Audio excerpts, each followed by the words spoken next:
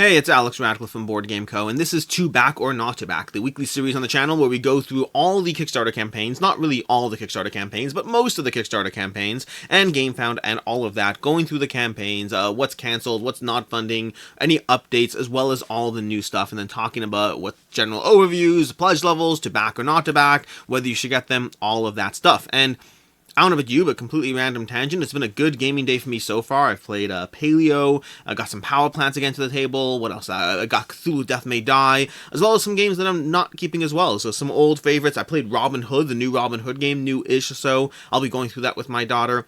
Random tangent, I don't know why I'm going into this, but before we go into everything else, before we go into the campaigns, just a quick note that we do have 7 winners of various badges from a giveaway I ran on the channel on Saturday. In my week in review, there's a bit of a giveaway for 5 of the winners, because 2 of them are actually going to be later. 5 winners to PAX Unplugged, so people commented, entered, all that stuff, but we have Keith Hughes, Mark Irvin, Ryan Myers, Elon, and Kuvava. I'll list them in the pinned comment or something down below. We'll figure it out. I'll also reply to you guys. We'll figure out a way to get in touch. But you all won badges to PAX Unplugged. And with that, let's go ahead and start this off, starting with the not funding category. Now, if you've been watching this the past several weeks, then you already know that Kickstarter or crowdfunding in general has been a messy place. Lots of things not funding and a whole bunch of cancellations. From what I can tell, no cancellations right now, which is nice, or at least no new cancellations since last week. It's possible I missed one because I don't check them all the time, but it seems like we're good as far as that crazy train of things just not funding, temporarily not happening. Although, that's as far as cancellations go. We still do have one in the not funding category before we move to updates and whatnot, and that's going to be the SNACKBOX Minigame Series Collection 1. This is not yet funding. It may well fund $8,300 on a $13,000 goal. 17 days to go. This may well fund. This is 4 games in the SNACKBOX line, giving you a bunch of accessible, bite-sized little solo experiences. Not solo, sorry. Not pure solo. Some of them solo, but not solo. None of them are solo. They're all meant as 2+ player games. I'm confusing them with later in the series. Later in this video, we'll be talking about the solo line of stuff. But we have a bunch of games. I love how for each one of these, they go through, let me see if I can find it. They go through a bit of a, here we go, this little chart. They do this for every single one. Strategy, decision-making, luck, push your luck, all of that, covering the general mechanics overview of what each of these games is delivering, what each one is giving you. As well as that, giving you a, hey, what kind of extras? What about the free stuff? Sure, why not? Be an early bird backer and receive a Kickstarter-only wooden Irukanji meal for free. They do this for all of the campaigns, for all of the 4 games. They go through a general overview, what's in the box, what are the components, what's the general idea of the game, what's a quick overview, and then what's the extra thing you're getting, whether it's a push your luck, whether it's a skateboarding theme, all these different things. They have a quick general overview of everything you're getting your hands into as far as that. Pledge levels will run you roughly $17 for a single game, $31 for 2, and then, $42 for 3 of them, and then for all 4, $44, plus shipping, of course, on all of those. This is one of several consolidations, that sounds like a better word, several bundle campaigns we've seen recently. We'll be talking about 2 of them later today as well, including the one we talked about last week, but we'll get into that later in the campaign. These, though, are specifically 2+ players. The other ones that focus on solo and then also giving you other players, those seem to be doing better once again. And those aren't, apples to oranges. There's lots of other factors at play, from price points to the games themselves, from graphic design, from any number of different factors. But it does look like giving players multiple small solo games tends to be doing a little better than giving people multiple, non-solo games. Don't know exactly why, but solo in general is a huge component of the market these days. It's no longer just that, hey, let's throw on a solo thing. You want to appease solo players as much as possible because they are a big segment of the population. In fact, Rolling Solo has a fantastic video talking about it. I don't agree with him on the ways. He basically has a whole video talking about how solo players he believes are more of the players at this point, that more games are being played solo. I don't actually agree with that assumption or whatever. I have my reasons. I've done data dives, not the topic of this video, but I do 100% agree with him that solo is a huge component of the board game scene, and you cannot ignore it. You should not ignore it, and it will. I think that's the difference why this smaller campaign is not funding compared to the other 2 that are. if you're locking out, if you just cut half your solo players gone, well, that's the other 200-300 backers that would otherwise potentially be looking at this to get it. So yeah, that's SNACKBOX minigame series, not currently funding, may well fund if it gets pushed across the finish line. We'll see. Moving on to the updates category. So we have a few updates this week, basically 3-4 updates. We have 4 Glory Champions expansion and 4 Glory second printing. Not a big update over here. They're doing phenomenally well. 2,000 backers, $130,000. Very happy for them. 4 Glory is an excellent game that I reviewed a while ago. Check out the review on my channel, but I just did a coverage of the Champions expansion. Champions expansion adds a few things. Talked about this recently, but in case you want to check out my video, you can check it on the channel. Very short version is that since the last time I talked about this, I hadn't actually played this Champions expansion yet, but the very short version of the Champions expansion is it's adding basically 5 things. It's adding, well, 2 different player modes, so it's adding 3 to 4 player modes, it's adding solo play, it's adding the Blessing module, and it's adding the Champions module, and then the 5th thing is just more stuff, more cards, more whatever. So as far as those things, I like the more, I like the Blessings, I like the Champions, those are all really solid. The solo and 3 to 4 player, at least for myself, they do expand the gameplay options, but at least based on my plays so far, I think 2-player is still the sweet spot for me. That said, for like solo players, like I just talked about, if you are a solo player, I know Jeremy Howard did a solo play of the game and likes it solo as well, which is great. He's more of a solo player than I am.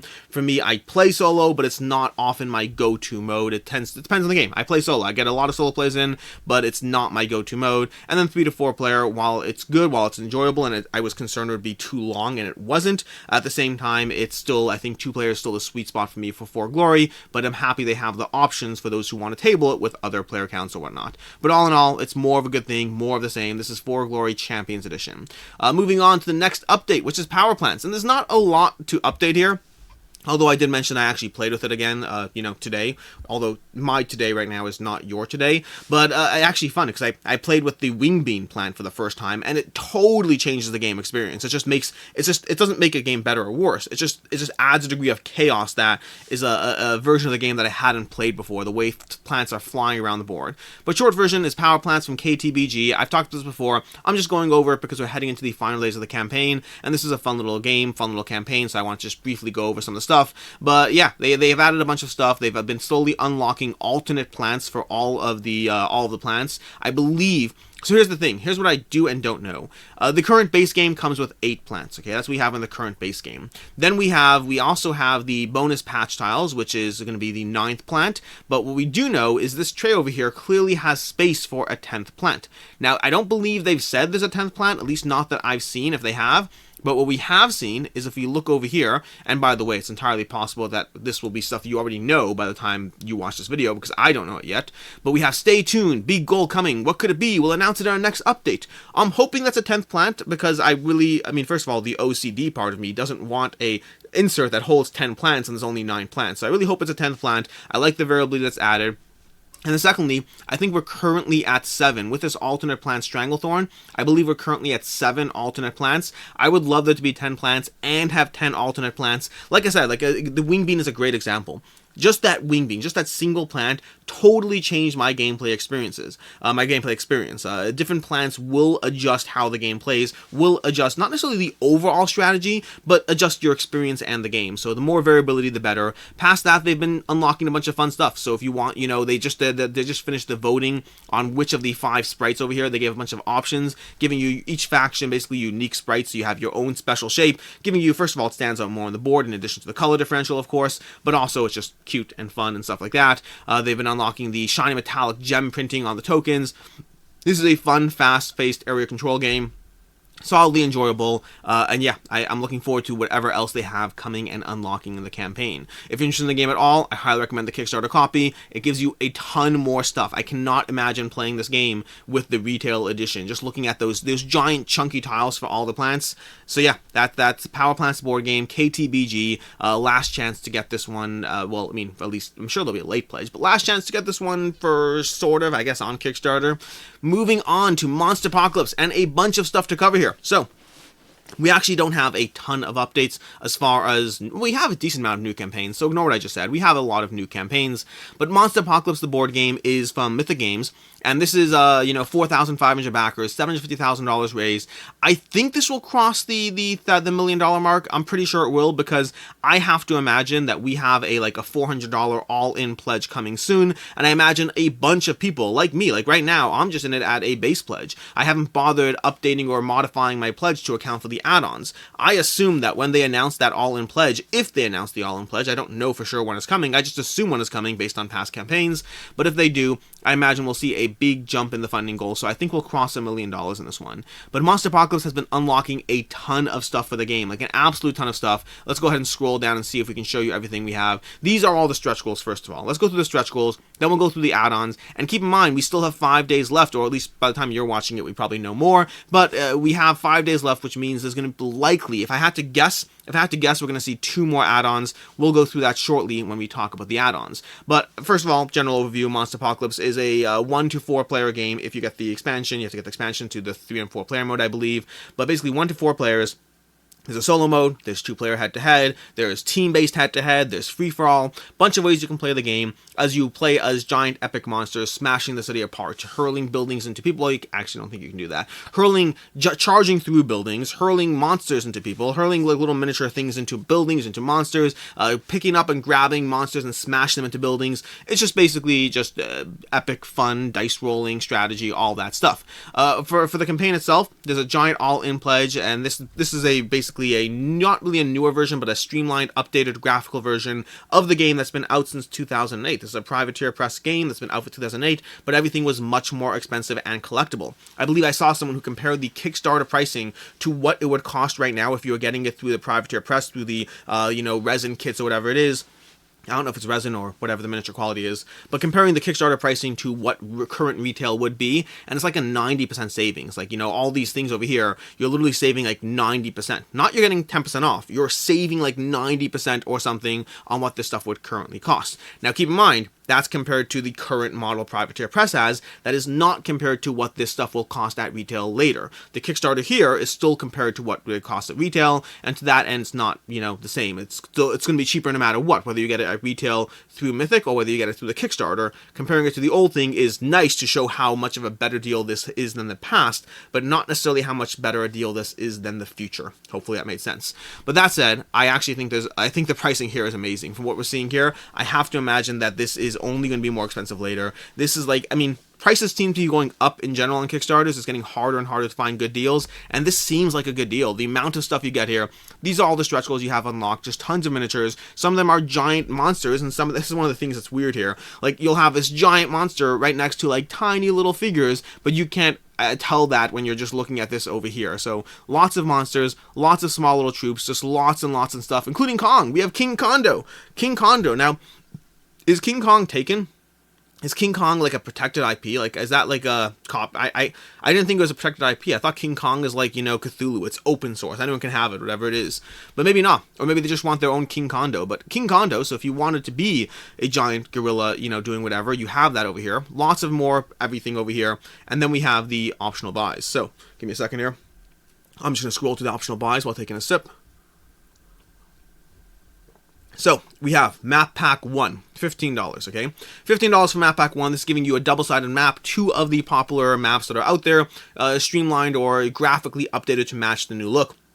This is the first of the optional buys I'm predicting, because they call this Map Pack 1. They did not say Map Pack. So I'm assuming there's a Map Pack 2 coming in the next 5 days. So I would expect another one of these boards available, giving you, a bunch more maps to add to your game, or 2 more maps likely for, again, $15. We have Drake Uprising. $35. We currently have 6 of these. We have 6 of these monster pack uprisings, each of them giving you 4 monsters, a bunch of troops, some buildings, cards, all that stuff for $35 a piece, which seems like a great price considering these are some large miniatures overall. If they could have charged $45, $50, and I don't think anyone would have blinked an eye. Seeing these for $35, I'm very happy with that price point for the miniatures and the size of miniatures that you're getting.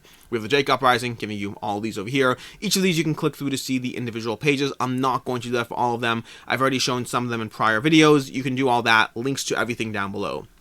we have Wreckburg. Now, can I just say, personally, I am bothered by the fact that we have Map Pack 1, then we have a Monster Pack, then we have Wreckburg, then we have the rest of the Monster Packs. I just find that order obnoxious. Now, I think it's in the order that everything's been revealed, but it just bothers me that we have, like, the monsters separated. Either way, Wreckburg seems to be a bunch of separate buildings you can get your hands on. My expectation is this is the only one that is going to fall into that category, because they didn't call it Building Pack 1 like they did for all the monsters and the map packs. So I'm assuming this is the only thing we're seeing over here. Not sure, but we'll see. Then we have Mutant Menace. Mutant Menace is going to be the second of 6 that we know about so far. I think we're going to have one more. With 5 days to go, my expectation at this point is we'll have one more. I was wrong in the beginning. In the beginning, I said, oh, we're going to have like 5 expansions. We're at like 8 already, but either way. Mutant Menace giving you, again, 4 more. We got some aliens, some of these things. These tigers and rhinos don't really appeal to me quite as much. Giant tiger, but I mean, more miniatures I'll take no matter what. And then each of these, by the way, very nicely show you the various stretch goals you're getting along with it. The extras there, like we have this giant War of the Worlds miniature, and then general alien spaceship, all of that. We have the Frostide. Now, these ones look seriously cool. I'm very excited for these. I definitely want there to be more. I don't know if there are, and this is where, if you knew the Monsterpocalypse line, you might know more about what possibly is coming already. But the Frostide expansion, giving you these shark head and octopus head guy, very cool over there. Plus, of course, some mechs from an alternate timeline, I believe. Then we have Rising Realities, which is giving you, again, some of these over here, these dimensional beasts or whatnot, and then some cyber ninja beasts. Again, stretch goals being unlocked, everything's slowly being unlocked, and they're starting to unlock alternate sculpts for elite units as well, by the way. We have Simian Corp, some more gorillas to go along with King Kondo, as well as Mecha Maxim and some of these giant mechs over here. Battle Royale. This is going to be the first unlock that they added to the whole campaign. That is part of the initial pledge. If you go ahead and get the Crusher pledge, these are giving you the Apex Predator giant miniatures or whatnot. So yeah, a lot of content for the game. If you add up everything so far, it looks like it's somewhere in the range of $400. Again, I'm assuming that you're going to get another monster pack and another map pack, and then I assume the all-in will be like something like $415 or something. It's a complete guess. Don't take my word for it at all, but I assume we'll get it all in, and I assume we'll get a savings, and there's a ton of stuff here. You do not need to get all this stuff if you are someone who is eyeing the Privateer Press line. This is a lot of fun miniatures at a much, much better price. If you are someone who is not interested in this at all, then you just got served up a giant, cool-looking dice chucker monster game that might be adding $400 to your monthly bill, which is a big ask. So you don't need to get everything. If you're like me, though, you kind of want to get everything, and I definitely have canceled pledges based on, well, if I'm not getting everything, I'm not getting anything. It's one of those weird binary things. If you just give people a base pledge, you might actually you'll get less money, but you also won't scare people away, and then you can do other expansions down the road. It's always complicated. Then again, we'll be talking about Honeybuzz shortly, where even if you take that approach, sometimes you can't make people happy with future expansion lines. We'll talk about that shortly in today's video. And then lastly, a update, not really an update, is Elder Scrolls, just to address the fact that I will be talking about this more across the next 21 days. I'm not going to talk about today because they're slowly unlocking stuff. I'm not going to update it every single week, but we will be talking about it more before the campaign ends, so stay tuned or subscribe if you haven't already. And that brings us to the new Kickstarters, starting with Gartenbau. Drink time.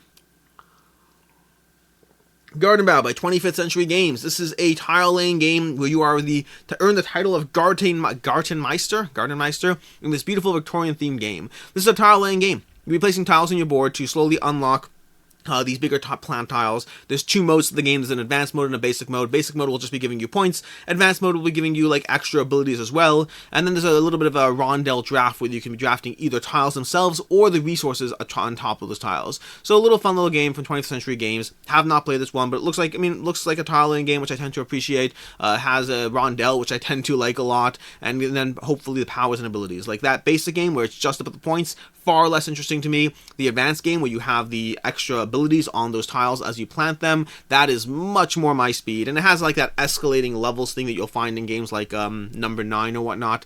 Fun to build that up, fun to build out your board. Price point, and this is a relaunch, by the way. They had a Kickstarter, they unfortunately had to cancel it. They looped everything into a single pledge, so the entry point was like an $80 pledge. They have split that out now, so you have a base pledge, and you can still get those extras, but they're an optional buy. So let's talk about that. We have $50 is the entry pledge for the game, but it's a $60 MSRP, $49 price point on a $60 MSRP, but you do get extra, so it's not just bad news just yet. We have additionally, we have the seedling, where we have the plant market, we have easy or hard, we've learned to play. I'm looking for the add-on. There's an add-on and an extra. The extra you'll be getting, so inside the box you're getting all that. I'm looking for the other thing, if I can just find it here. Over here, so we got the Kickstarter edition bonus, which will give you extra deluxeified tokens. These will be sold on their site after, or conventions, or that kind of thing. I believe is a $15 price point on these, which means you're not just saving $10 on MSRP, which that savings is wiped out in a second once you factor in shipping, and then it's even worse once you factor in that everything after the fact is cheaper than MSRP, but you do get this Kickstarter edition bonus, which makes it a slightly better deal there. So you're getting a $10 savings, and then additional $15 off, so it makes it, again, a little better. Still not amazing, because compared to buying it later, compared to the discount MSRP, it makes it a okay deal, not a great deal. And then additionally, you can spend $30 to get these wooden tiles. So if you want your tiles upgraded to wooden tiles, you can spend $30 to get that add-on. That's 180 game tiles upgraded to wooden, full color, heat transfer, all of that. This isn't my thing as much. I like deluxifications as much as, well, I was going to say as much as the next person, but probably more than the next person. But I don't know if I have any games with wooden upgrade tiles. Like wooden tiles, I don't know, I have a harder time visualizing these as being as deluxe as like an acrylic tile. And this is just a bias of trying to project what I've seen. Like I know we have, like for instance, again, using Honeybuzz as an example, I know they have wooden coins for an upgraded coin component. I don't know if I've seen upgraded wooden tiles. I'm sure I'm forgetting something. They definitely exist, but I'm just not coming to mind. But that's just more of a personal preference conversation. So yeah, overall price point is okay, not amazing. Once you factor in the extra cost of shipping, once you factor in the discount MSRP, you basically need that $15 bag over here to make it worthwhile. I would say if you're interested in the game, you can go ahead and get on the Kickstarter. You're not getting the worst deal because of that. As far as holding its value, my expectation is that it won't. If you look at 20th century games, generally their games, I think Kohaku is their most popular game, the one that getting the acrylic extras over there is a little harder. But as far as their other titles in general, they've tended to not hold their value. Gartenbau could be an exception. It could fall into that Kohaku line, especially if the gameplay holds up. But right now, not a ton of people are seeking it out, which means that it is less likely that even on the aftermarket as well. In general, I tend to apply if people aren't lunging after it when it's on Kickstarter, they're usually not lunging after it after Kickstarter either. So, I mean, usually Kickstarter triggers all the kinds of FOMO. People are most willing to spend irrational amounts of money when it's on Kickstarter, not after the fact. So yeah, that's Gartenbau. Next up, we have Honeybuzz Fall Flavors, and this is the one with a whole lot of drama around the price point because of the deluxe versus non-deluxe options for this game. So, first of all, Honeybuzz is a fantastic game. I have a gameplay and review over on the channel. You should check that out, as well as any number of other content creators. Board Game Coffee has a great video on it. Lots of people like this game. Great game. I really, really enjoy Honeybuzz. It's a little on the lighter side. I call it Gateway Plus. I enjoy it. I like it, but it is so rewarding to build out your hive. It's so rewarding to like build out these little bonuses you're scoring as you place your beeples on the board, as you gather more beeples, as you add tiles to your hive, as you build out the perfect action circles, as you trigger those action circles to do what you want to do. Very solid game. Very enjoyable. I really like it. My biggest complaint was I wanted an expansion because it falls just below that weight class of the base game alone, that I definitely wanted something to mix it up. And so this Honeybuzz Fall Flavors absolutely delivers on that, with giving you 5 modules you can mix into the game. A whole bunch of different modules to the game. They actually don't do a great job showing what the modules do on the Kickstarter page. You kind of have to seek out other content around the game. Speaking of which, Mark Street from the Dice Tower, fantastic video covering the modules. But a general overview of the modules, general overview, not full details. They have a module that involves retiring your beeples, either getting a party for them or throwing one last thing. They changed the whole board over here, so one of the modules completely changes this board, which I'm actually a fan of that because I never loved the original board and the progression you made. It felt boring after the first game. That aspect of the game felt boring. The game's still solid, but the aspect of the original board didn't love. I like this one much more. They changed it so that you're gathering fruits. Again, these are all different modules, but they've changed it so you're gathering fruits and selling fruits instead of pollen. There's another leaf mechanic at play as far as being mindful of the leaves you're collecting. There's a module where you're capping off, and this is a particularly fun one because I should appreciate the challenge. There's a module where you're capping off your nectar, which the idea of which is you're basically capping off your nectar, which is going to earn you points, but by doing so, you're effectively hurting your engine building. You're hurting your ability to build more nectar through those modules. So it's a little bit of a trade-off. At what point do you want to try to lock in those extra points, but then you're building less in your engine. So I appreciate that trade-off as well. Again, 5 little modules giving you different little ways to be mindful of what else you can do in this game. I can't help but think that I'm missing one. I think I'm missing one of the modules. Maybe not. Either way, So, this is Fall Flavors. Base game of this is going to run you $29 for the standard edition of the game. The deluxe edition is going to run you $59. Now, the problem is that's basically as much as the base game as the game to begin with, especially if you're getting the extra Fall Flavors player cap pack. I'll show you that in a second. And the problem is, if you are someone who went deluxe the first time round, then you don't want your copy to be mismatched, but now you're like, the $29 seems much more appealing, but then I'll have a mismatched copy, so basically, because I went deluxe last time, I'm kind of locked into going deluxe again, which feels like it's twice the price point. That is ridiculous, that's insane, it's unfair. I get it, I do, I genuinely do, but here's the catch here. So let's go through this. Let's first of all show you the other thing over here. We have the deluxe and components, everything in the standard pledge, the 36 foil leaf hive tiles, the acrylic nectar tokens. Those are all like upgraded because you need these because of the new way the game is playing. But they're giving you 24 full new acrylic tokens. We have the fruit tokens, so they're giving you a lot of components here for that expansion, but it still feels like a modular expansion that's costing $60, which is just punishing to hear. And then we have the fall player pieces, which is $25 for more stuff that you absolutely don't need, and this provides no gameplay content at all. For context, I'm not getting this, and I'm someone who tends to go all in when I absolutely shouldn't. So yes, you could get this. It's another way. Think of it as buying popcorn at the theater. It's a way for the theater to make money. You don't have to get it. Yes, you kind of want it, but you will be paying through the nose for something that doesn't really worth it. And also, unlike the theater, at least this won't gain you the calories. So either way, that is the fall player pieces. You can get this, but if you're going to get the fall player pieces, it doesn't add any gameplay. You do not need it. Totally unnecessary. At that point, it's a whole different conversation, and it allows Elf Creek to make money on those who want it and are willing to pay. So I don't have a problem with it. It falls in the category of, like I said, popcorn or sleeves or metal coins. It's all that stuff that people often do want, are willing to pay for, but it's not gameplay. So ultimately decide if you want it or not. For me, I'd get it, by the way, if it felt like for instance, using Merchants of the Dark Road as an example. That was their last Kickstarter that should be hopefully delivering soon. Merchants of the Dark Road, I absolutely got those double tone metal coins. Those looked fantastic. So I got those. This I can pass on, so not a problem there. And while we're on the subject of Merchants of the Dark Road, because I saw a few comments in the comment section about like, hey, why are you launching a new Kickstarter when the last one hasn't delivered yet? I get it. I do. I get the frustration. Also, like, the world completely changed. COVID screwed things up. Trying to get your hands on a freight on a freight container, whatever it is, has been a nightmare for who knows how many companies and who knows how many price points. The price point of getting your hands on a container has been insane. The world is very, very different, and companies need cash flow to survive. This is not some company running a second Kickstarter to fund the next one. This is a conversation about cash flow. Ideally, you would have had, and I would have had, I backed the game. Ideally, we'd have our copies of Merchants of the Dark Road in our hands. Sometimes it doesn't happen, and it's okay. I'm not going to tell a company, hey, shut down and fire all your employees because, container pricing, the world got screwed up. I am fine. I'll get my game eventually. You'll get your game eventually. Try to understand that there are people and jobs behind these companies, and it's, again, I'm not telling you to spend twice as much money on a game. I'm just telling you to be a little patient. Treat others the way you want to be treated. Imagine you're running a company and the world screwed you with all the stuff going on. Just have a little sympathy for others. Now, that said, going back to the price point, because the price point is a reasonable complaint.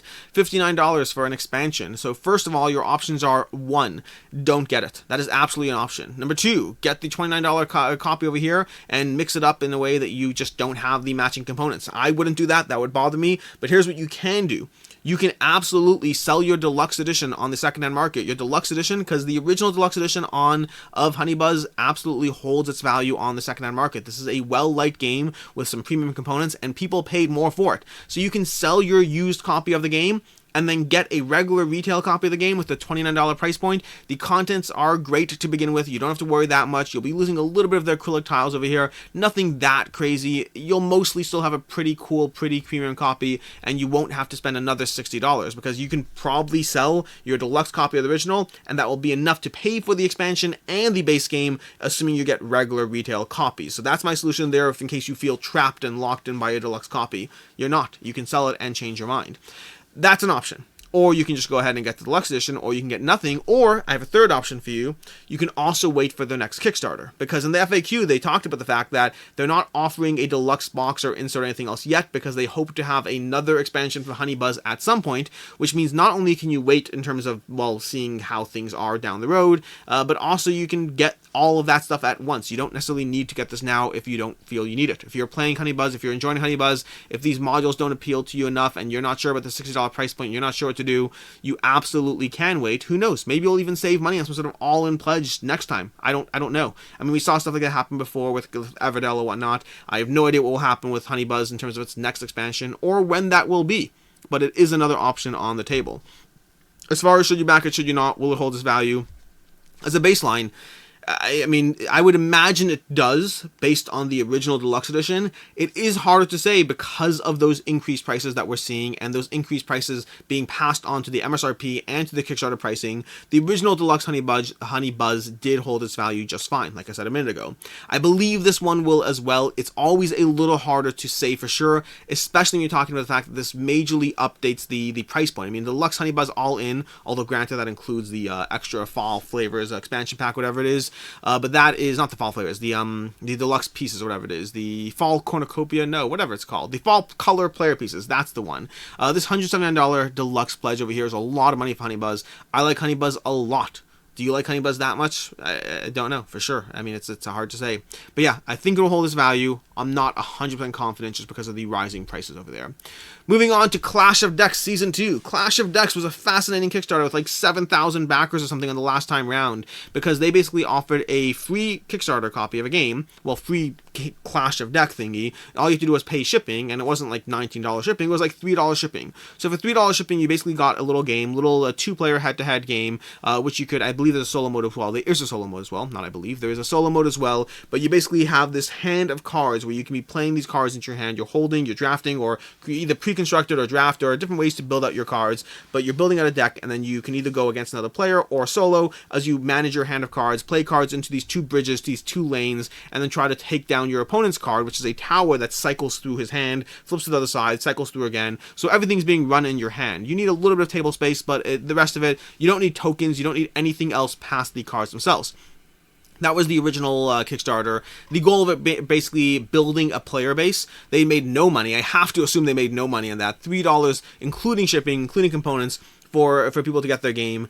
And this is now, hey, you've seen it, you've tried it, and now let's see how many people are willing to come back and pay for more content for the game. And the answer so far is 2,000 of those like 7,000 or whatever that number was. I'm sure we'll see more by the end of the campaign. Maybe it'll hit 3,000. I imagine probably closer to 2,600, 2,700. But either way, we are seeing people come back and buy the game, which means a whole bunch of people were like, that was actually a pretty good game. I'll spend another 30, 40 bucks and get more content, more card packs for this game system.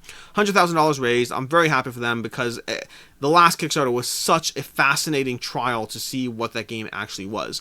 But either way, let's go ahead and take a look at what we have over here. We have all 6 standalone expansions for $35 if you want all of that. They have a group pledge as well, but basically you're looking at roughly $35 plus shipping if you want all 6 standalone expansions, which is a few hundred cards if I'm not mistaken. Here we go, 216 new cards in 6 new standalone expansions. I have played this one. I did enjoy it. I haven't played it enough to like review it or cover it. I have a few plays in. It's one of those ones where the way I'm playing it actually drags the game out. So it's one of those things, and I've seen this feedback, so I'm specifically bringing it up. There's 2 ways to play this game. There's the way I've played the first few games, which is you play defensively, and then the game takes like 35, 40 minutes for a game that feels like it should be a 15, 20 minute fast, punchy experience.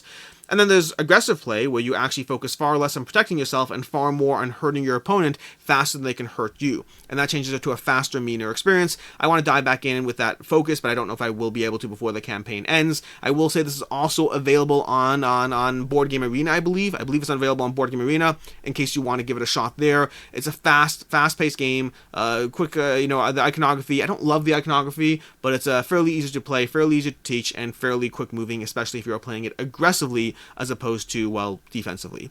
Should you back it, should you not? Short version is I don't imagine this one holds its value. It's the genre that it's in. It's a cheap game. If you want it for yourself, then great. But as far as, if you spend $35 on these 6 new expansions, will you be able to sell them in the secondhand market? Likely not. This type of game, you'd have to have built up a much larger audience before any form of card-based game really holds its value. Usually people buy them, and then they don't tend to have a huge cycle. Again, sometimes things break through. Sometimes things make it, but more often than not, general card-based CCG type combat. This is not CCG, but it's that genre of game. They don't tend to do phenomenally well on the secondhand market. Moving on to Resurgence.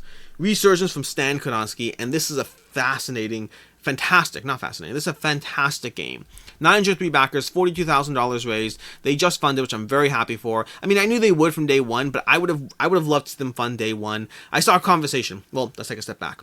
let's talk about the game first. Resurgence is a Euro game, 1 to 4 players. It has a solo mode. I have not played it solo. I've played it 2 and 3 players so far. I've not yet played it at 4 players. Have I? No, I have not played it at 4 players yet. But it basically is a Euro game of worker placement with specialized workers that you can build out these specialized workers, and then there's a degree of hidden placement as well. You're you're pulling them from the bag. So there's bag building, there's hidden placement, there's specialized workers, whole bunch of interweaving parts. It is an amazing experience, a game that I paid attention to based on the designer's name alone, which brings us back to the part I was talking about. I saw a conversation on Facebook in one of these board game groups saying, hey, why aren't people paying enough attention to this game? And my answer was, honestly, I wasn't pulled in by the art, the theme, the name, any of that thing. I paid attention to it because I know the designer. I don't know him personally, but I know the designer's works, and I've played his games, and I love his games. He has some fantastic designs. He has Rurik, he has Shadow Kingdoms of Valeria, he has Endless Winter, he has Dice Hospital, he has Lockup, he has a whole bunch of games under his belt that are absolutely amazing experiences. Some of my favorite games in my collection are from him, and I paid attention to it because of that. If not for that, I wouldn't have paid attention. Why is that relevant? Because you should pay attention to this game. That's why it's relevant. That's the only reason I'm talking about it. Resurgence is a fantastic game. If you like Euro, if you like worker placement, if you like hidden anything, if you like bag building, I mean, there's bag building. I wouldn't say if you like bag building if that's enough for it. It's a component of the game, but it's not enough. But if you like worker placement, if you like interactive Euros, if you like interweaving mechanisms where you have to be mindful of different things, and you feel like you actually get enough done across the 6 rounds, this is a fantastic game. I have a review up on my channel. Cracklope will have a gameplay up on his channel at some point. I know that because I'm in that gameplay, and it's a lot of fun. But either way, fantastic game, one you should absolutely be paying attention to. Just worth noting that. 903 backers, 903 people who will be very happy with their game. I mean, some of them will, most of them will. I imagine most of them. Past that, pledge levels. So, pledge levels. Currently, there's one pledge. It's a $55 pledge. I mean, unless you're getting the dollar pledge or the retailer pledge. It's $55 for the game. That will be plus shipping, and that's where the news goes from. This is an amazing, you should pay attention to a little bit less everything. Now, I'm not saying you shouldn't get it from the value stance. I'm saying it's a little more complicated than that. So, first of all, we have a solo mode that's being developed. We have the Kickstarter upgrade pack, all that stuff, the wooden tokens for the game. We have the sign-up boards, the thicker board, the thicker Kickstarter upgrades, all that stuff. We have a expansion that's being unlocked, the Encounters expansion, which will be coming soon, and I want to pay attention to that because I don't know anything about that. We have back now for better price, upgraded components, expansion included, unlock stretch goals, no guarantee of wide release. This is all true, and also means I'm not sure exactly where this one lies. I think you're safe on it, but let's talk about it. So, better price.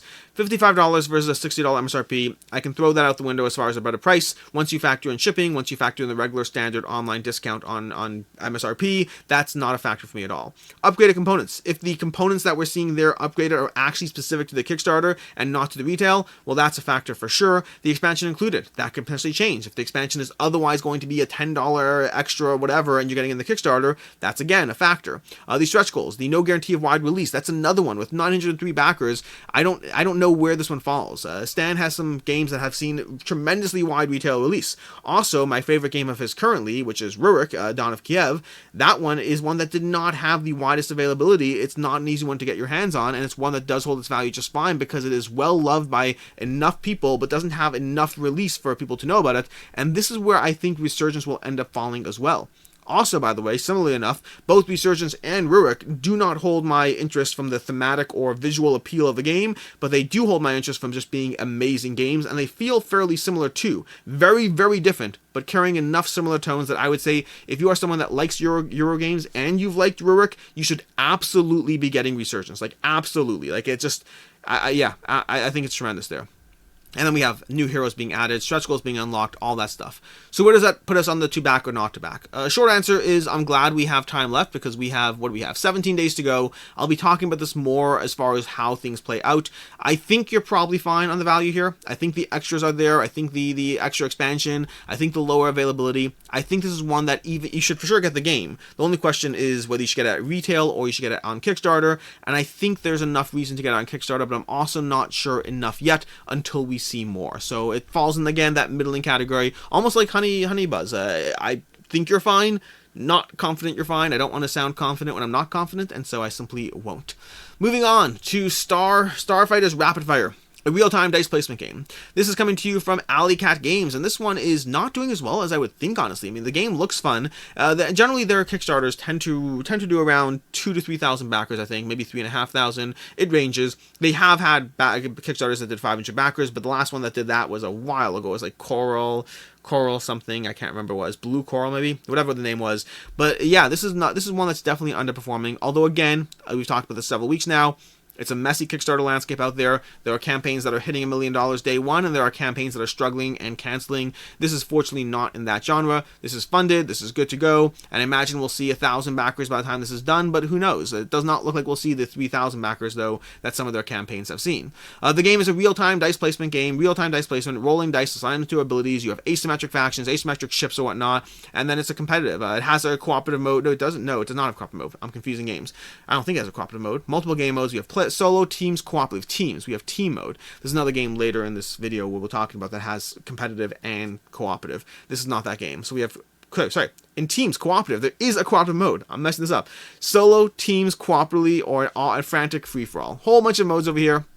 Asymmetrical factions over there, different miniatures, different upgrades, and then we have two versions of the game. We have the retail copy of the game for £29, $39, and then we have the limited Kickstarter edition for $47, £35. That gives you the Kickstarter edition of the game, the free star-based miniature, upgraded components, all of that, and this is typical for Alley Cat. They generally have a Kickstarter version of the game, and then a retail copy of their game, and we'll go through that in a second. We have the 4 miniatures, we have the Kickstarter free star-based miniature, then we have the contents of the basic game over here, showing you the player boards, the miniatures, the dice, all that stuff, and then we have the Cosmic Hazards expansion, which is in the limited edition box. So we have Cosmic Hazards mini expansion, we have the Asteroid Solar Deluxe upgrade. So here we go, the asteroids in the solar storm, we have the deluxe upgrades, which will be the individual box number on the box front. That doesn't matter to me. The 8 wooden torpedo meeples, replacing the little tokens you otherwise have in the base game, various social goals, and then the solo mode components and all of that. That's all in the deluxe edition of the game. What I would say is typical for most Alley Cat productions, which is if you're interested in the game, you should be getting this at the limited edition, which is, I mean, I guess we have one person currently backing the retail edition, so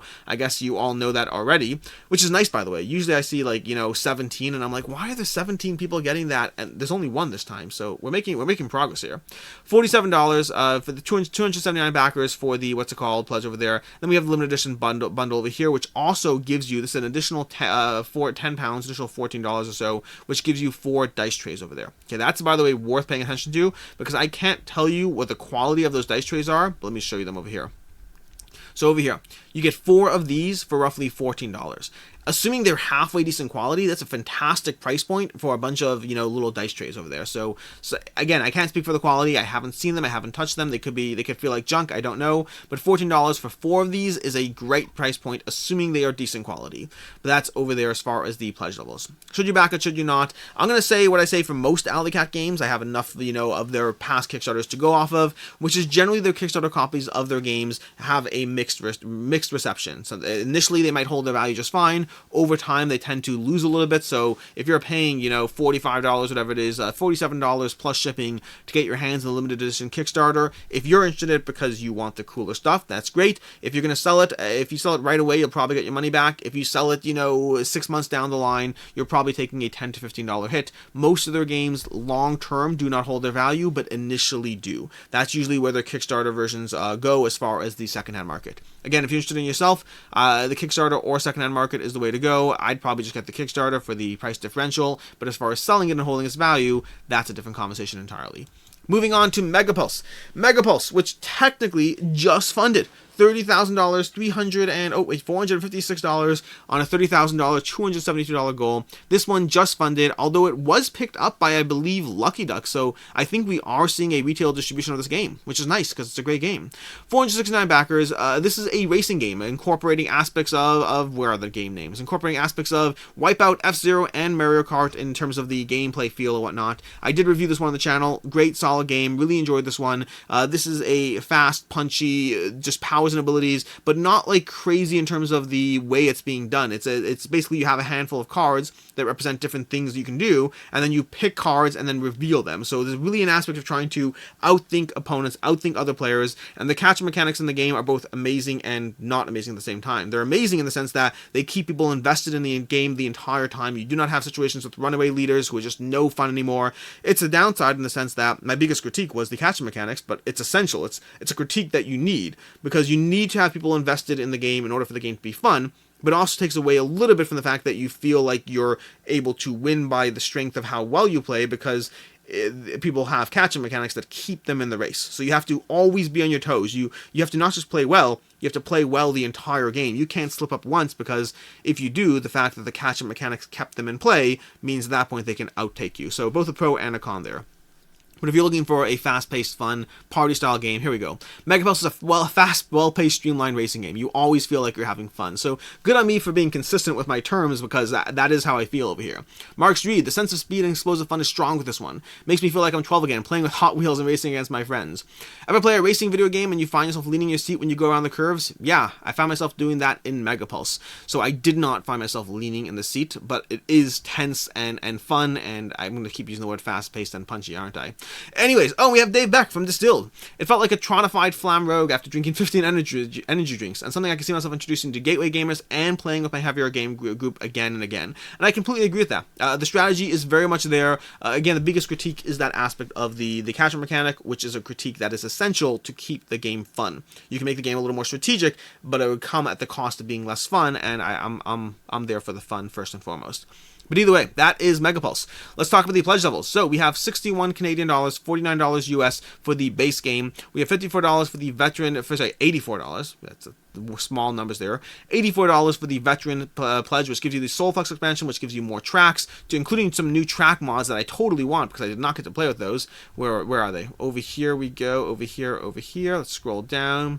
Over here we got 2 new mods. We have phase pads and soul pads, which I haven't played with at all, and we have a new track booklet giving you all of that, and then giving you some more characters and another car, and I think 2 more characters or whatnot. Yeah, there we go, the Colossus and the Mystic. That's the veteran plus Soulflex expansion. Then we have the Expert, which is going to give you the Conductor mini expansion is in there as well. I think the Conductor's in all of them, actually. The Conductor mini expansion is a separate optional buy, but you can get them all as far as back in the Kickstarter. Gives you another character, some new cards, new abilities, all of that. And then we have the Top Speed mini expansion, which gives you a new track tile with the Speed Boost pad. That will be in the Design Your Own Upgrade pledge, or added separately to other pledges. Speaking of which, let's go through the pledges. So again, we have the $49 for the rookie, $84 for the veteran. If you want that top speed, it's only available as an add-on or in the $139 pledge or upwards. The Expert, that design your own upgrade there, means you have the option to design an upgraded card there. It'll be in everyone's game. I think that's a much better version than like my face in the game. It's more of a, hey, help us design a card, and you can be part of this game's creation. So you like this game, you've played it online, you've seen what goes on, and you want to be part of designing an upgrade card. I like it significantly better, and it's not a huge jump. Once you factor in the $84 plus the expansion over here, you're looking at $96 versus $139, $40 basically to be a part of the design process of a game that you already like. Totally unnecessary in terms of if you don't care about that, but not an unreasonable price point, which is why we have 25 backers already of that, with 15 left. As you can imagine, it has to be limited because you're designing a card for the game, and there's only so many cards they can make. And then they have sponsors, retailers, and the Champion Pledge, which gives you a whole lot more situation as far as, working with the designer to create a full pilot and upgrade stuff, all of that. That is everything going on there. Should you back it? Should you not? Will it hold its value? So, mixed bag here. This is one that's being picked up by Lucky Duck, at least that's what it looks like, based on, let's see, why back now, free mini expansions, solo mode, print and play, all that. Let's scroll down to Lucky Duck. Lucky Duck is currently over here, which I just found out about when browsing the campaign page, but good on them. Let's scroll down to the bottom. Here we go. Lucky Duck Games will be our distribution partner to make sure that anyone who misses the campaign can get their hands a copy on the game. Now, I can guarantee you that copy of the game will not cost you $49 for the base game. It's going to be cheaper than that. But also, it likely won't be the same game. It will likely not have the double-layered boards or whatnot. It will likely be streamlined, stripped down in terms of what you're actually getting or how they end up packaging and producing it. So while it will be available down the road cheaper, almost certainly, if Lucky Duck is involved, and if they stay involved, it will likely be not the same game as far as the component aspect. So as far as that part, yes, it's available, but that will be the retail edition of the game, and this is the Kickstarter version of the game. This is me guessing. This is not knowledge. This is just based on the game that I've seen. Like these upgraded boards are dual layer. They have a bunch of components, whole bunch of content, all that stuff. As far as should you back it now, will it hold its value, all of that, I'm skeptical it will. The game is expensive enough for the genre that it is, that I think if you want all this stuff, well, if you want the deluxe upgraded all those things, Kickstarter is the way to go. Will people pay, $84 for your base game and expansion if you find out this is not a game for you? I don't think they will. I think you'll have to take a hit on it on the secondhand market, so it's one that, despite me liking it, despite it being picked up by Lucky Duck and going to retail, I think it's one that if you want all the nice premium stuff, yes, sure, get on Kickstarter, but as far as selling it after the fact, I do not think this one will hold its value. I think you'll be taking a hit on it if you find out that Megapulse is not a game for you. Moving on to Hegemony. Hegemony, lead your class to victory. This one is doing tremendously well. I'm very happy for them. 7,300 backers, $483,000. Again, it's crazy. You have campaigns barely making it on one side and campaigns doing tremendously well on the other. And this is once again proving that Kickstarter is the way to go for heavier games. Lighter games tend to struggle a bit more. This one is a heavy experience, not like that heavy as far as actual gameplay. The gameplay is fairly accessible, but heavy in terms of there's a lot teaching on. This is an asymmetric economic game where you have various players having different factions, the working class, the capitalist class, the middle class, and the state, all working with different rules, but the same board, same interweaving. This is asymmetry in a way that interacts with each other on a regular basis. You have the capitalist class that owns businesses. You have the working class you have the middle class that both owns businesses and is also like employees in businesses. You have the working class that's only employees, and then you have the state who's trying to balance everything and make sure everyone else's needs are met in this game. This is a solid game. My biggest critique is just that you're going to have to teach people 4 different factions, and that it can be a long playing time. This is, I think, if I recall correctly, this is like 5 rounds or 6 actions per round, 30 total actions in the game. You can play this game for 3 or 4 rounds and still have a tremendously fun experience, and it'll be shorter, but I mean, 5 rounds is the way to go if you have the time. It is a solid game. You're probably looking at around a 4-hour game. If you're teaching people for the first time, it could be very long. But if you have players who know it, all that stuff, maybe 3 hours, really, really solid interactive game, card-based situations. Each faction has their own deck of cards. Each faction has their own elements that they're trying to be mindful of as they go through the game, their own different ways of earning points, prestige to actually win the game. Really, really solid game. A lot going on here. Very impressed by this one. Here we go. It's my Hegemony offers clever card play, tactical planning, strong asymmetry, and more. It's one of those games where I never stop thinking and I'm constantly trying to stay one step ahead of my opponents. Absolutely true. It's a lot going on. I love card-based systems that they give you both ways to mitigate, because every card in your hand can always be discarded for a basic action, or they often are giving you slightly improved actions, slightly improved versions of basic actions for the most part. So you're constantly choosing between following what the cards guide you on versus breaking from that where relevant, taking a slightly less efficient action, but better efficient for the strategy at play. Really solid game. Let's go on to the pledge levels. So, $68 for the game, and I think that's basically it. They basically have the $68 for the game, then they had the early bird copy of the game, which was, again, $68, but it gave you the historical events mini expansion for free as opposed to paying for it. Which brings us to, should you back it, should you not? Should you get this game? I mean, this is a solid game, lots going on here, but should you get this game now as opposed to retail at all of that stuff? So, let's see if I can find the why back now section, because I like those sections. They make my life easier, and they show me all the numbers. They say percentages. Here we go. We have the Kickstarter exclusive educational booklet. Speaking frankly, I don't care about this at all. You might. This is basically like a 40-page thing about the various concepts utilized in the game. I had that in my prototype copy of the game. It's very cool. It's very impressive. Also, I'm in it for the gameplay and not for the economic concepts behind it. So while it's cool and you might enjoy it, also understand it might be completely useless to you, depending on who you are. It's either very cool and very awesome, or not so much, depending on who you are. We have a whole bunch of upgraded tokens and stuff. They've slowly been unlocking stretch goals, adding more content. They have 3 autonomas for the various factions. I believe they have 3 autonomas. Yeah, here we go. Autonomas for the capitalist, middle, and working class. It's possible they'll be unlocking the state as well. I don't know yet. But they have been slowly unlocking one thing at a time, adding more cards, adding cards to the historical events decks, adding cards to everything, adding upgraded components, a whole bunch of stuff. Stretch goals have been doing tremendously well. Very, very happy for them. As far as, I'm just like trying to find the stuff in the why back now, but it's just all so buried. Why back now? Here we go. Early bird backers will receive historical events mini expansion for free. That's if you're an early bird backer. You'll receive $21 off the price. That's 23% off. That's not impressive enough on its own. If you factor in MSRP and the typical discount MSRP, even as an early bird backer, it's not necessarily the best price point. 14% off is even worse. If you're not an early bird backer and you're getting everything, 14% off compared to MSRP down the road, that is a different conversation as well. And you will receive all stretch goal rewards for free. So the big question here, and the part I'm not yet sure about, is what stretch goals will be broken up into separate expansions versus what won't. Is the solo going to be its own separate expansion after the fact? I'm not sure, unfortunately. I don't have that information, which means I don't know exactly where this one falls. The game is very impressive. The price point is $68 for plus, 14 to 18, here we go, 16-20 euro for shipping. That's going to put you at just shy of $100. You're going to be looking at like $90, $95 for the game. That's a decent amount of money, but it depends what you're comparing it to.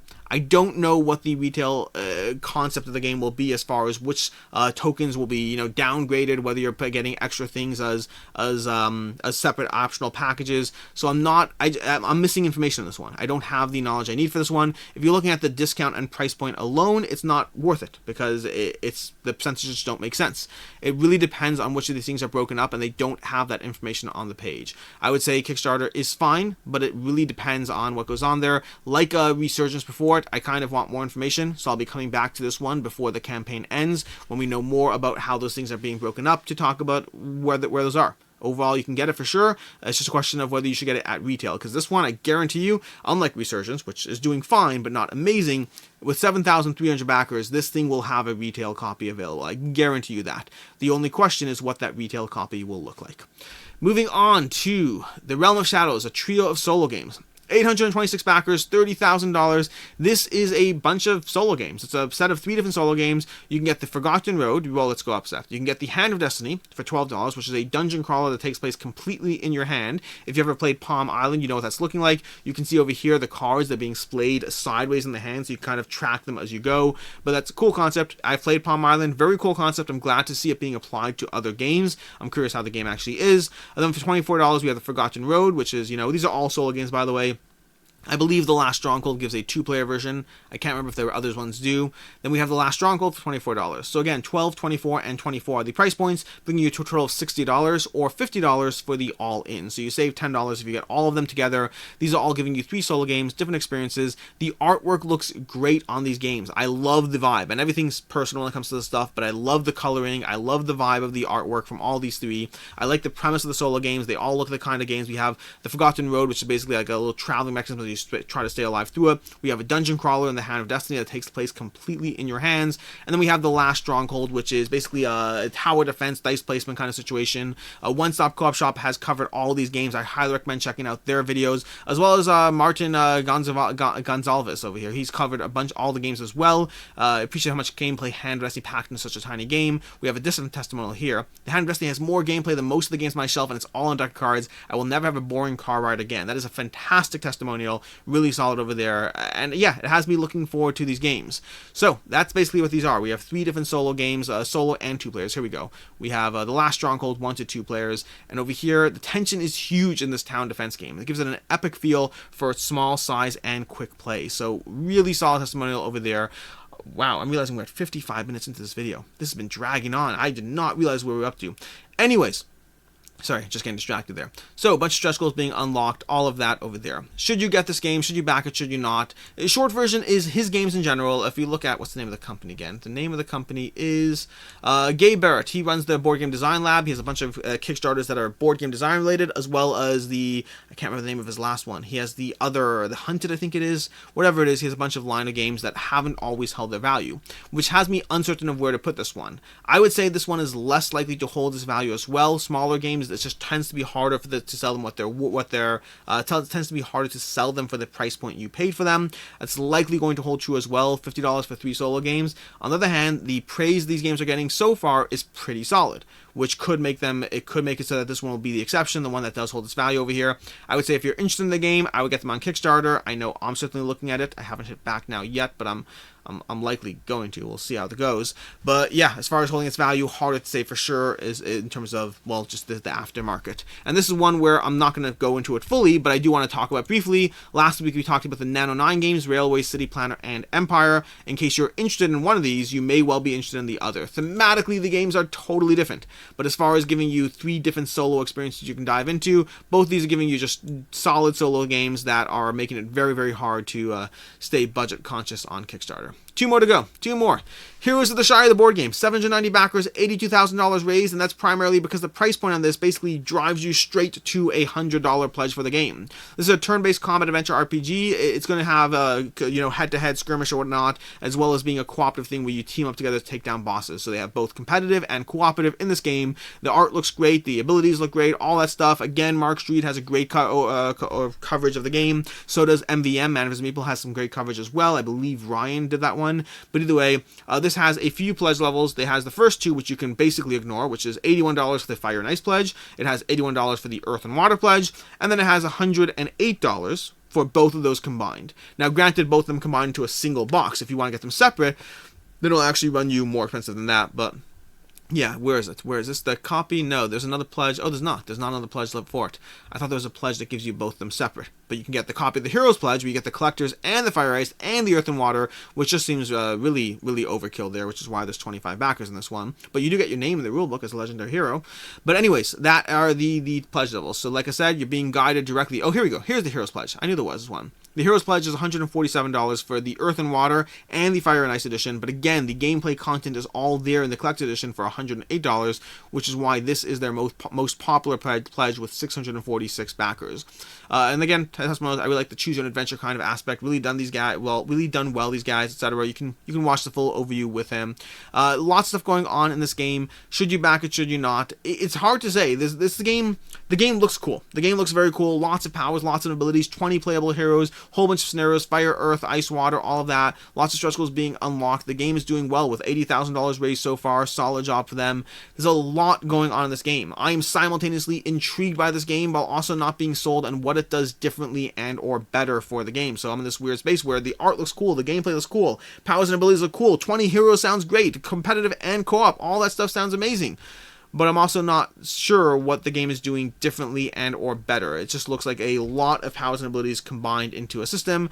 I don't know where it necessarily stands out. Granted, it could well be this is the kind of game that you have to play to find that. It actually, in a weird way, reminds me of Bloodstone. Bloodstone from what's the name? Skybound Entertainment, Druid City Games.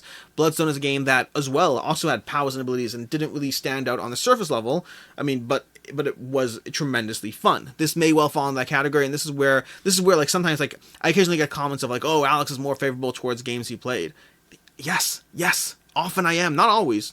Many times I'm not. Many times I play a game that I would have backed and I'm like, oh, well, turns out it's not for me, even though it looked shiny. It's great. It's just not amazing. Other times, a game like this that could, like, on the surface, I'm like, do I pay more attention or less? And the answer is, I don't know. Maybe if I played it, I would know. This is not, to be very clear, this is not a call to the company to send me a pledge, to send me a prototype. I'm fine. If I feel like this is one that I need to play to be convinced of, and I'm not there just yet. Now, as far as should you back it, should you not, it's kind of the same category. I don't know if this is the company. This is a new company. They don't have any prior games. The design is not listed on Board Game Geek. I don't have any real knowledge past 2 previews of the game that don't really have much of an opinion past the general testimonials that were given. And so I don't know where this game falls. I don't know if it stands out in a crowd, and it's just hard to say. So this one puts me fairly strongly in the unknown category. It could do tremendously well. I imagine this is one that will have an audience of people who enjoy it, but I do not think it'll hold its value after the fact. You have to convince people to spend that money on these things, and right now it's the shiniest it'll ever be because it's currently on Kickstarter. Trying to sell this down the road for $100 after the fact, it's going to have to hit hard and hit well for that to happen, and I'm not confident it will. Which brings us lastly to Weather Machine by Vital Lacerda and Ian O'Toole. And this one you'll be just fine on.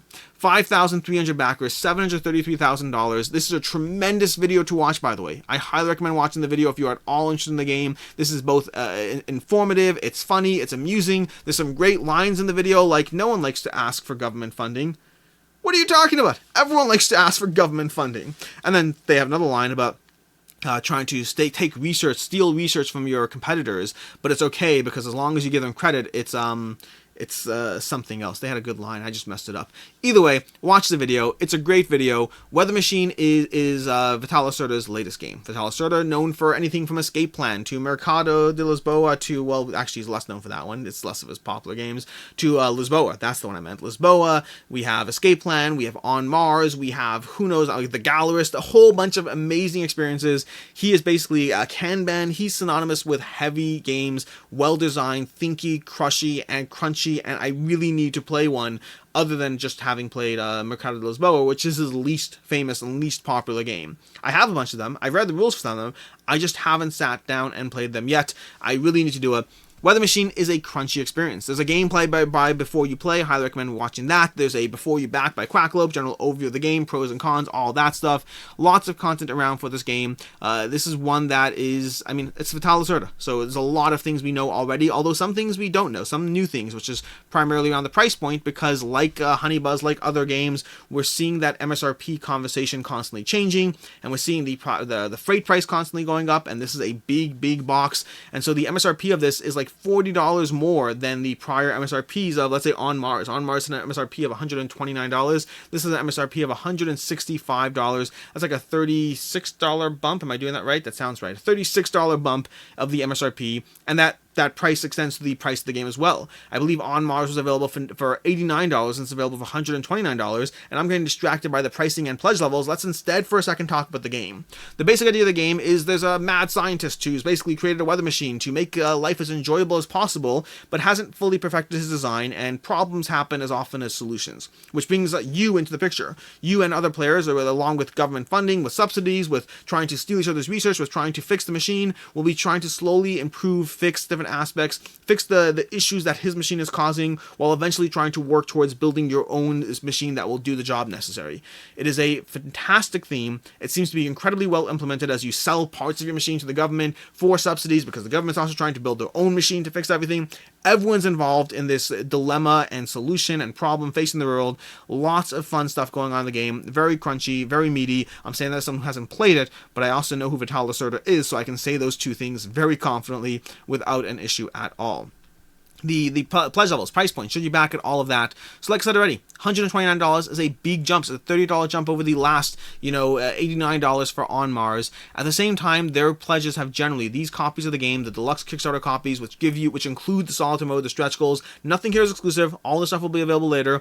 But if you want those deluxe copies of the game, they tend to hold their value just fine. They don't necessarily go above the value because they're already expensive to begin with, but they tend to hold their value fine. There's not a guarantee in this one in the sense that it is $30 more expensive than, let's say, On Mars. But I don't imagine that will change things. I imagine with the MSRP of being $165, the fact that this comes with extra stuff, I imagine this one will hold its value fine. I'm not confident it will go up in value, although let's maybe give more context there.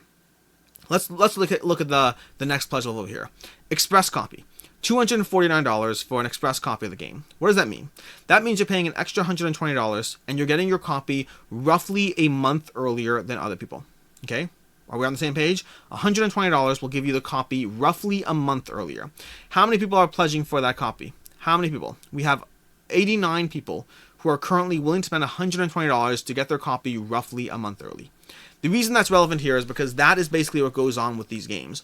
In general, Lacerda games, if you look at their Kickstarter copies of the game, they tend to sell the most when they are out of print. When it's harder to get your hands on a copy of a deluxe copy of the game, their prices balloon temporarily, the aftermarket goes up hugely temporarily, and then goes back down. So your $90 copy of On Mars, if you look at the aftermarket right now, might only be getting $100 back on it, or sometimes even $90 back on it. You might be getting your money back on it as opposed to getting more. But you'll find copies that sold for $200 when it was hard to get your hands on a copy and when no one else could get their hands, and that will be true for most of his deluxe games. When they're between print ones, when they're hard to get your hands on, when they first land, people pay that premium. That is evidenced by that $249 pledge that 89 people are paying $120 not just to get the game, not to get the game 6 months early before the next print run, to get the game a month early. I hope they play it in that month. I'm curious what percentage of those 90 people are not even going to play it in the first month. I am very curious. But yeah, people are often willing to pay for quality. This game will be quality. I'm not worried about that. The only question is print run aspect and those types of conversations, and then that jump in MSRP, the $30, $40 jump in MSRP, how much will that affect things? as far as things go. But that is Weather Machine by Vital Lacerda by Eagle Griffin Games. Very excited for Lacerda fans. This is another fantastic looking design by him. I really need to play this game of his.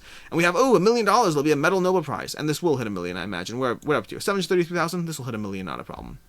Which brings us to Picks of the Week. Picks of the Week, where I go over the Picks of the Week, specifically 2 Picks of the Week, the Value Pick of the Week, the game that I feel is most likely to hold its value, and then the Personal Interest Pick of the Week, which for me, I'm going to start with Personal Interest, and that's going to be Resurgence. Resurgence is absolutely my personal interest. This is an amazing game. I've continued to play this one after reviewing it, which is something that I like. So with me, with prototypes, prototypes are always a jankier versions of final games, which means I have to really like a game to continue playing the prototype after I'm done with the coverage. Even when I like a game, even when I'm back in the game, I'll often say, that's great, I'll wait till I get the finished copy of the game before I play it again. This is a game, Resurgence is a game that I have dived into multiple times since covering it. Since reviewing it, I've dived into it multiple times, and sadly we have to send it back now, so I will not be able to dive into it again, but it is a really, really solid game. Absolutely my pick of the week as far as personal interest. As far as a value pick, the value pick I'm a little bit more hesitant on. I'm going to pick 2. I'm actually going to pick none, technically. I'm picking nothing as the value pick of the week. There's nothing here that I'm 100% confident on to be able to pick as the value pick of the week, at least as far as these new campaigns go. Whole bunch of new stuff, whole bunch of places that are okay, maybe this, that, the other. There's nothing here that I'm like, this is one that will definitely hold its value. There's a bunch of maybes, a bunch of unknowns, a bunch of this will be cheaper at retails. The ones I will pick are going to be, where are we? Honeybuzz over here, and then Weather Machine. Those are the 2 games that, at least based on past history, I believe they are the most likely to hold their value. At the same time, on both of those, the price point has increased. The ongoing freight crisis, the ongoing everything has resulted in higher MSRPs and higher pledge levels. So on the one hand, I'm extrapolating from past information from the companies, from the campaigns, and the prior games. On the other hand, those prices have also gone up, which means it's not a perfect comparison. So I'm picking them as the ones that are the most likely to hold their value, with the caveat that increased prices could change. People on the secondhand market could just say no, and that could change the entire conversation. People could say, I'm going to pick up another copy of On Mars rather than getting Weather Machine, because I don't have either of them, and On Mars is cheaper. So those things can change the conversation, which is why I'm still picking these as my most likely, but not a definite. I don't feel as confident with the raised prices. And that is everything. That is all the games for the week. Until next time, I am Alex Radcliffe from Board Game Co. Thanks for bearing with me through an hour and 10 minutes. I did not realize how long this video has gone on. Until next time, have a good one.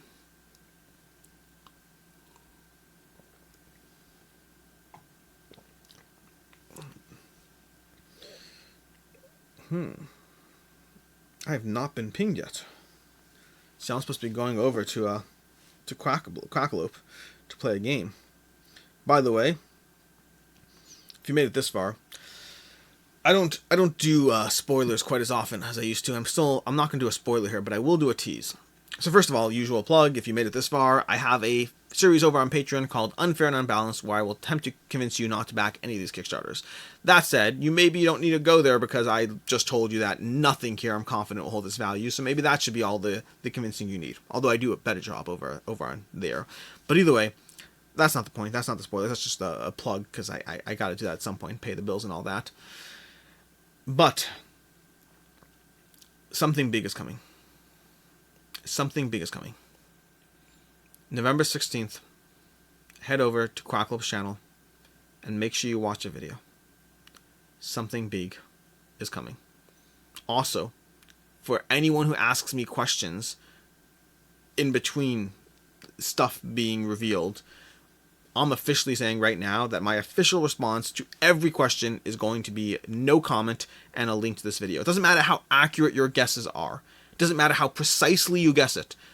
In order to say ahead of time that I'm going to respond to every single guess, whether it's accurate or whether it's just bizarro land, I'm going to say no comment to everything. But something big is coming. You have no idea how excited I am. It'll probably let me down. That's okay. I'm still ridiculously excited. Quackalope, head on over to Quackalope's channel, November 16th. I believe that's when it's going up. Or at least when the first part of a bunch of things are going up. I'm excited.